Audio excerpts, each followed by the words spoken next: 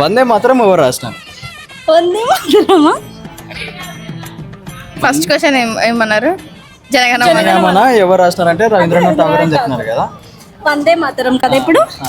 అదే వందే మాతరం. వందే మాత్రం ఎవరు రాసినారు? చెప్పండి ఆన్సర్ చెప్పండి, మీరు చెప్పాలా? వందే మాతరమా? అటు తిరిగండి. క్లూ కావాలి. చంద్ర. మీరేంటో మీ విధానాలు ఏంటో ఇప్పటికి నాకు అర్థం అవరో బాబు. చంద్రబోస. చంద్రబోస్ అంటారు. Wrong answer. ఆప్షన్స్ ఆప్షన్స్ ఇస్తే చెప్పేస్తారు. ఆప్షన్స్ చటర్జీ. ఇంతకంటే ఇంకా మొత్తం రివీల్ అయిపోయింది. చటర్జీ.